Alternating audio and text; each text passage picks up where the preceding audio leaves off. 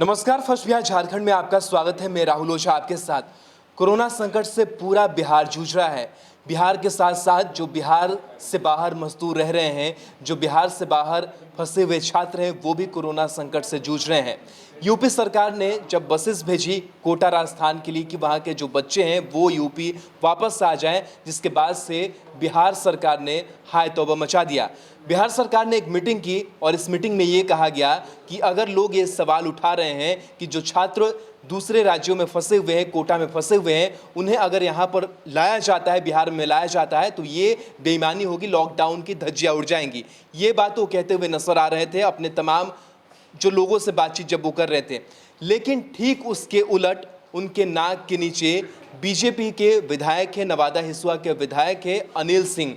उन्होंने क्या किया है ये आपको बताते हैं। ये कह सकते हैं कि जो कारनामे हैं वो सामने आए हैं और उसमें कई जो अधिकारी हैं उनकी भी गलती सामने निकल कर आई है। जो बीजेपी के विधायक हैं अनिल सिंह, उन्होंने अपनी बेटी को कोटा से लाया है।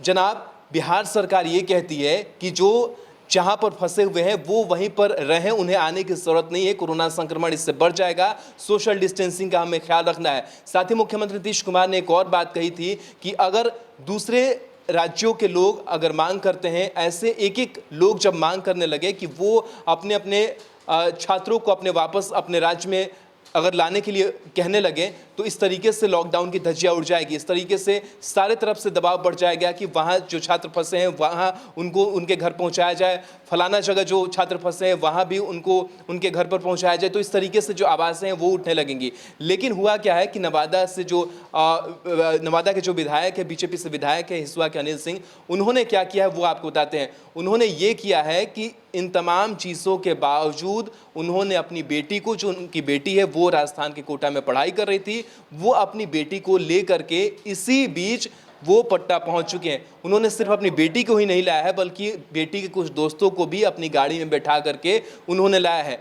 सवाल ये उठता है कि अलग अलग लोगों के लिए क्या अलग अलग नियम होंगे। जब मुख्यमंत्री नीतीश कुमार कहते हैं कि कोई जो लोग हैं वो अपनी बच्चों को वहाँ से नहीं ला सकते हैं, जाहिर सी बात है जो चिंताएं हैं कोरोना संकट के बीच जो लोगों की बढ़ी हुई है कि वो जो बच्चे हैं वो उनके फंसे हुए हैं वो किस हालत में होंगे। लेकिन बीजेपी विधायक अनिल सिंह अपने बच्चों को वहाँ से लेकर के आते हैं, उनके दोस्तों को भी लेकर आते हैं और इसके लिए बाकायदा जो पत्र है, जो आदेश है वो भी उनको दे दिया जाता है। एक चिट्ठी आपको दिखाना चाहेंगे, एक जो पत्र है वो आपको दिखाना चाहेंगे कि उस पत्र में क्या है जो जारी किया गया है।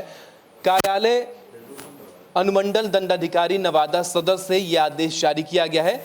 इस आदेश में ये लिखा गया है, आदेश संख्या आपको बताते हैं 255 दिनांक 15/4/2020 को ये आदेश जारी किया गया, यानी कि 15 अप्रैल को। उसमें वाहन संख्या दिया गया है BR01PG0061। ये आदेश जारी किया गया है विधायक के आलोक में कि वो अपनी बेटी को कोटा से ला सकते हैं, उन्हें कोई परेशानी नहीं होगी।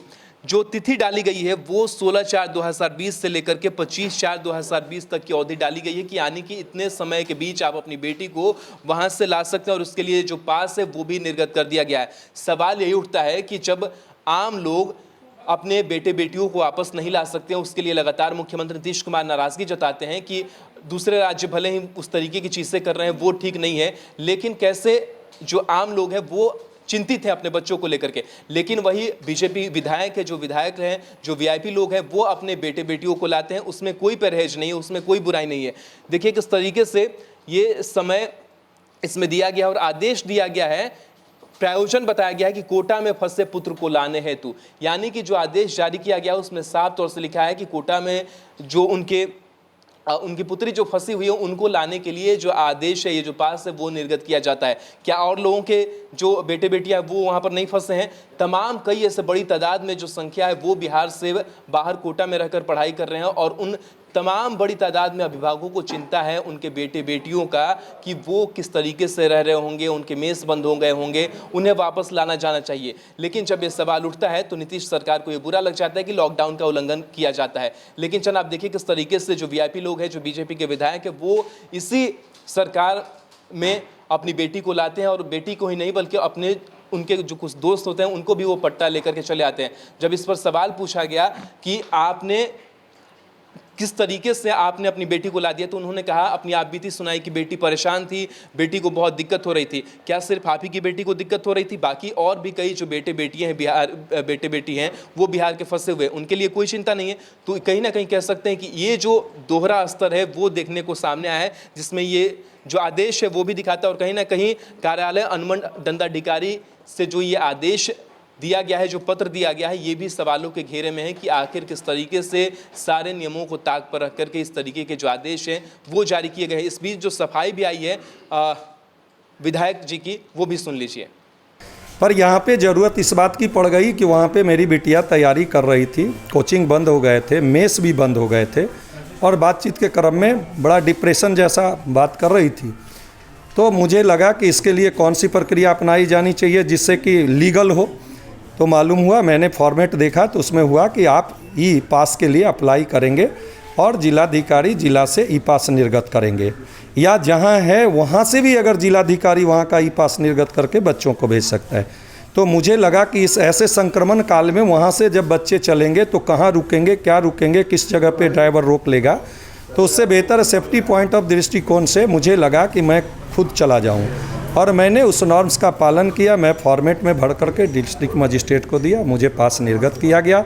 मैं उस पास के आलोक में मैं गया और अपने बच्चों को लेकर वापस लौटा हूँ। और जो बच्चे